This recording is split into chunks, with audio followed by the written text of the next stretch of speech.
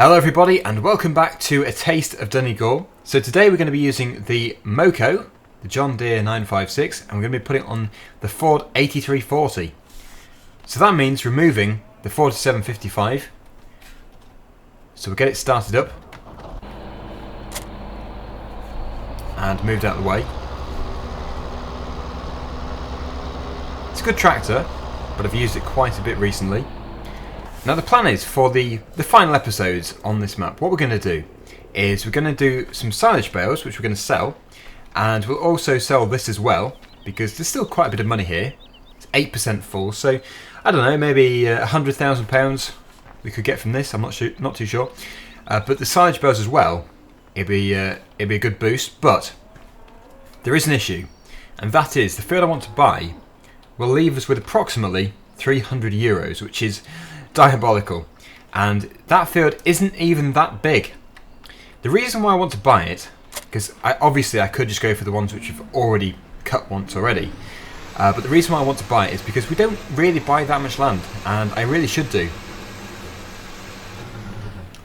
The reason why I don't buy it is because it's too expensive, but yeah, we do need to. I have not really bought enough fields on this map in this series. As you can see, most of them are still not even owned by us, so yeah, I really do want to own at least one more grass field before we finish the series. So if that is set up okay, which it is, we can go over to field number 26, I think it is. Yes, field 26, which is just next to field 15. You enter the field through field 15, so yeah, we're going to go on a bit of a tour across the map here.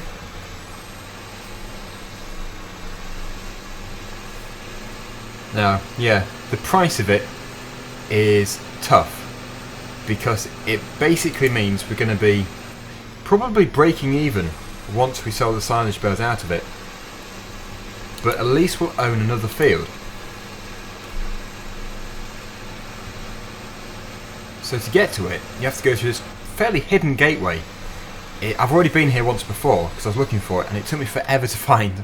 I had to get out of the tractor, jump into the field and see where it actually was, because I couldn't even see it from the road. Right, so this is not the field, this is field 15, but if you look at the price, this field isn't very big. And, well, basically, I think it's really overpriced, but how much do you think this field would be worth? Just think in your head, what is it worth? Okay, so is this price anything like what you were thinking? Well, I don't know about you, but I think that is astronomical, and field 26 isn't great either, but I don't know, up to you.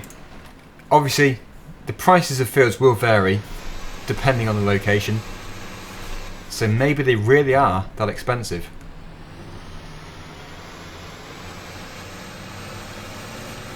So we've got to cut right across and go over to this gateway here.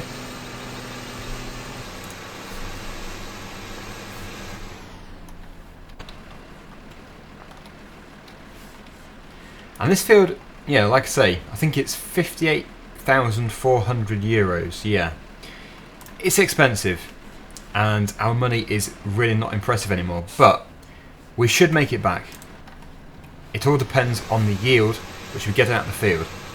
Now, basically, I'm going to do this the way it should be done. Hopefully, taking everyone's advice from before, what it seems you have to do is drive on the headland here first of all, and then go around, I don't know, 2 or 3 times, and then come back, put this offset to the other side, and then go back on the bit that we didn't do the first time, if that makes any sense. Hopefully I'm going to do it right, because there's been many episodes where I've done this wrong, and it's getting to the stage now where it's a bit ridiculous. I'm going to have to do it right this time. I really hope I do. So obviously the first time you do this you have to drive on the grass, which is not ideal, but there isn't really any solution to it. So the plan is to drive like this first of all, and the good thing about this mower conditioner is it automatically puts it into a swath, so we don't have to faff around with the windrower, and we don't have to ted it because, you know, it doesn't need to be dried out because it's going to be silage. So this should be a relatively fast process. And then from now onwards, basically, just sort of, I just need to hug the hedge, if you know what I mean. Stay right up against the hedge as much as I can, and we'll keep going around like this to begin with until we've got enough space to come back on ourselves and swap it over. Basically, if you don't know what I'm talking about, you'll see in a minute. But it does seem to be working.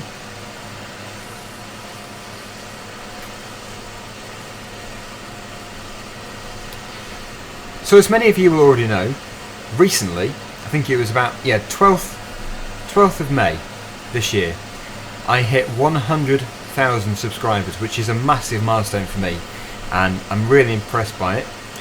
But yeah, basically, if you're a YouTuber and you hit that milestone, you basically get the silver play button, as a lot of you will already be aware of. But yeah, then you have to wait. You have to wait for a notification to appear to be able to get that play button sent to you. And that can take anything from, I think, a month to 2 months, and I've basically just got that notification. In fact, it was 16th I got it. 16th of June. So it was slightly over a month. So not too bad. But yeah, basically what I'm trying to get at here is I'm going to be sent it very soon, or as it does actually say, 6 to 12 weeks, which could be potentially quite a long time, but hopefully it won't be too long. But yeah, it's on the way, I'm trying to say here. So when it arrives, I will be doing, obviously, an unboxing, as I love to do unboxings, and I'll be basically showing you it in close detail. You've probably seen one before from another YouTuber, but just want to show you the achievement, the award. I'm really looking forward to it. It should be amazing. I just can't believe that I've managed to get it so soon. I don't want to brag or anything, but I just really do appreciate the milestone which has been hit, and it is thanks to all of you, my subscribers. It means a great deal to me.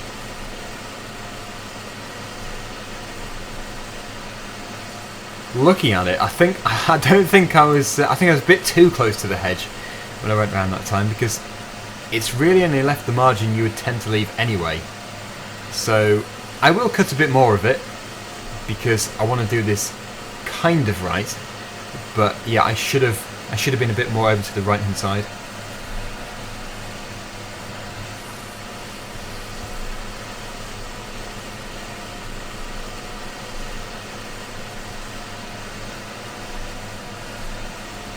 It's a small field.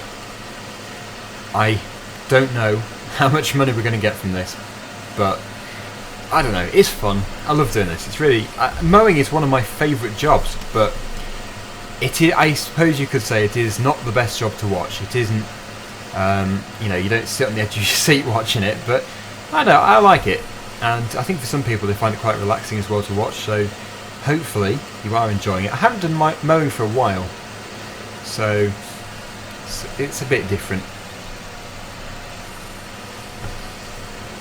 Right, so when we get round to the top, I'll put the offset to the other side, and we'll go back the other way and do the inside bit next to the hedge. That in front is the forest, which I would love to do the forestry in episodes, well, definitely 20, but possibly 19 as well. Just depends how we get on here. Obviously, this isn't a big field, so what I might do is cut another field as well. It might be one we've already done, but I think there is actually one more which we've owned from the start but never cut.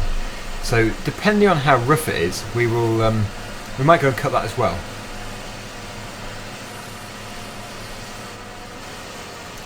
Right, so swapping the offset over, we should now be able to do the bit near the hedge.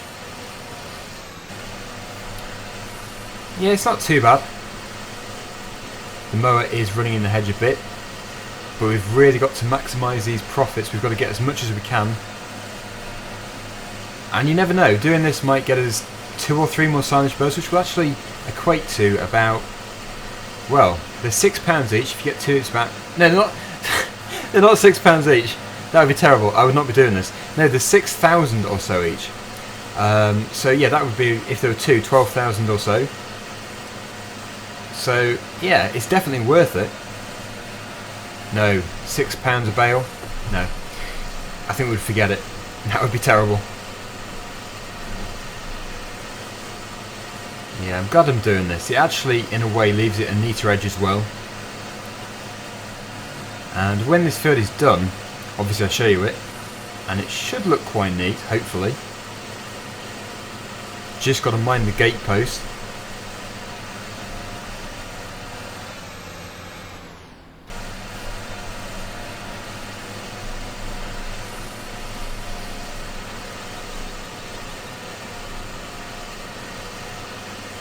And there we have it. That is the border done. So just the centre part now, and we will be finished. So as you can see, we're coming to the end here. It's actually taken longer than I thought. It's a bigger field than I thought. It's strange, when you first see it, you think, oh, it's a tiny field. And that is one of the reasons why I thought it was really overpriced. But no, when you're actually cutting it, it takes a while. Surprisingly long time just to mow a field. Yeah, cutting a bit too soon there because I've missed a bit.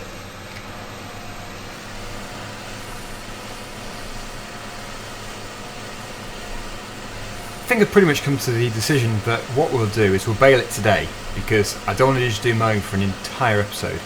We could do the same process again next week in a different field. It would be field number, let me just check, field number 21 if we were going to do it.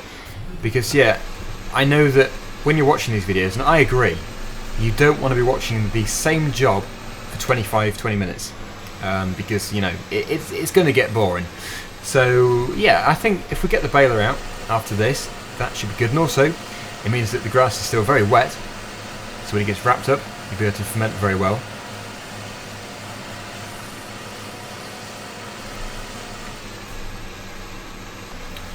And here we go, finishing touches. Well, if you can call it a finishing touch. We're done.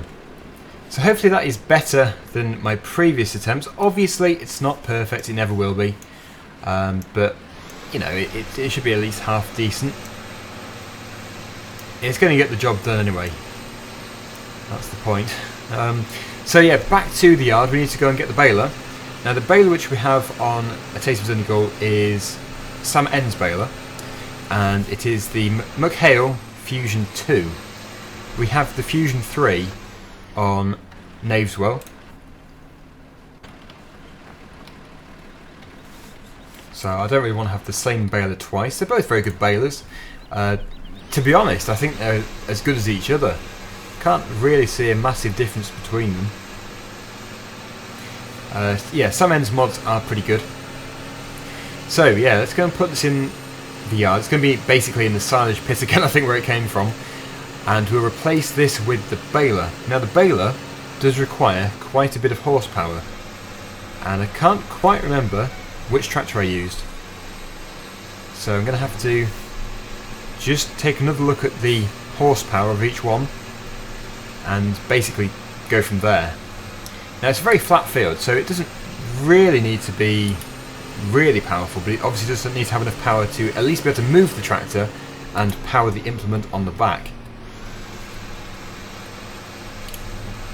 So I don't know, I'm going to have to take a look.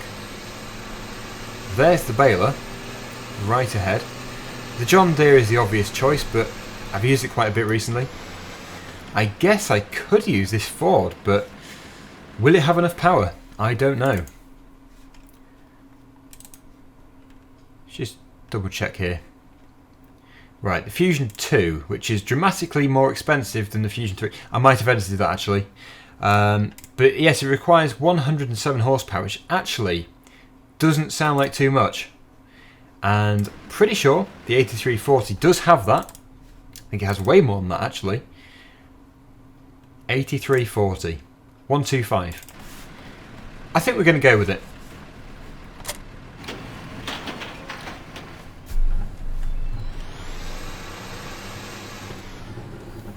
And this should wrap it all in one go. I don't think you have to refill this. It's not like the Krone baler, although I might be wrong. because I haven't really used it long enough. But yeah, I don't think you do have to fill it up.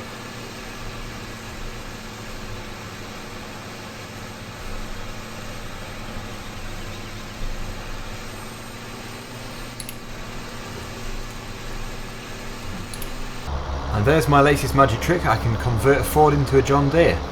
No, I got it to the field and started it up, and it still had insufficient power. Despite it saying that it did have enough power, but I'm guessing there was just a scripting problem there, not too sure. But this John Deere can definitely power it without any problems at all. So we're going to have to use this as a last resort. The Fiat might be able to power it, but I'm not too sure. Yeah, this is the headless person. Or we are the head. The good thing about these two fields here is that they're relatively flat, so the bales shouldn't really escape to a different planet. They should actually remain in the field, which is quite useful for us. I haven't really made up my mind about the collisions on fences and hedges, because although yeah, they're very good at stopping bales and it's more realistic that way, they can also be annoying if you catch an implement on them. But I'm not too sure. Right, so is wrapping deactivated or activated? I think it is deactivated, so if we put that on, it should work. I'm hoping. So let's see how many bales we can actually squeeze out of this field. It should be, I'm hoping, about 10, but I'm not too sure. If it's 10, we'll make money back, we'll make a profit on the field. But I can't really say until we're done. Here comes bale number 1. It's taking a very long time to fill up the chamber. So, I don't know, 8 to 10 bales maybe? That should wrap. Good. And now we can continue.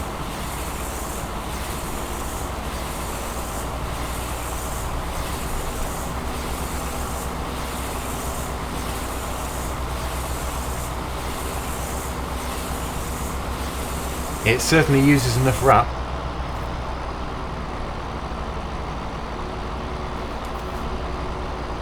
Bale number 1 complete. This is a fast process. Right, we've got a bit of an issue here. I've left the gate open. Very foolishly. Kind of worried that there would be a collision on the front linkage there and it would hit the gate and flip it round, but no, luckily it was invisible.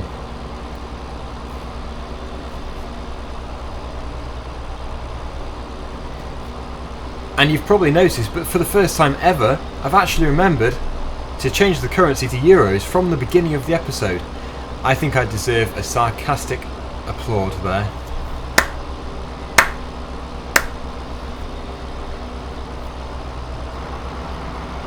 Bale number 3, is it? Or is it 2?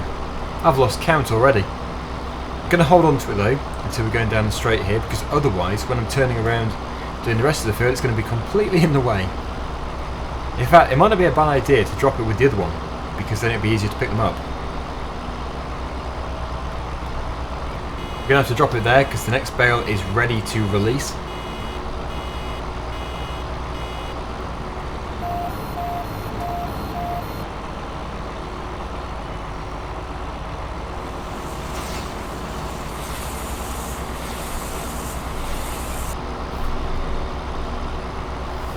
That's 4. I'm really hopeful there'll be at least 10 now. There could be 15 to 20. Who knows? So what we'll do is we'll get all these moved and sold next week. And yeah, please do let me know if you want me to do another field as well. We'll do exactly the same process if we do this, but the field won't be as big. So it won't take as long, obviously. So yeah, I don't know. It's because we own the field, it will be basically free except for the diesel and the time, but we're not really calculating time, so just diesel. We should be able to make quite a bit of money I just don't know what forestry machinery to use. I'm not really sure if we should use stuff like the Scorpion King, or if we should, you know, use just like a forklift, a telehandler and wood chipper. Not really too sure.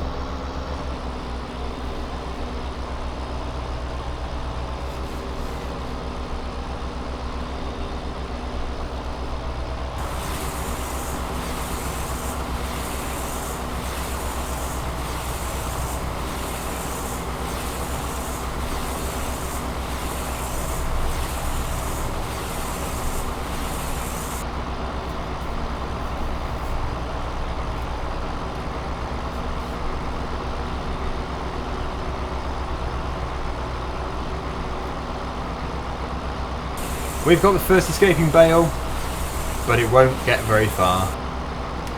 And here that's bale number 9, I think. I'll drop that here. Most of them seem to just get to this end of the field. It's just the timing, it's worked out very well. So we'll be able to just come to this end of the field and pick up every bale, except for the odd one down there.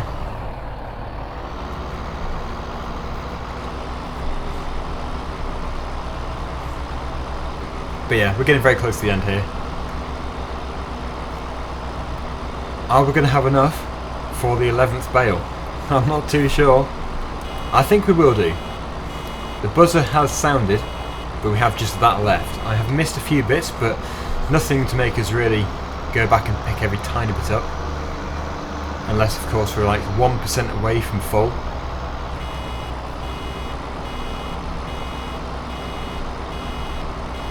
We should have enough. Come on, keep filling. Yeah, 1%. We should do that easily.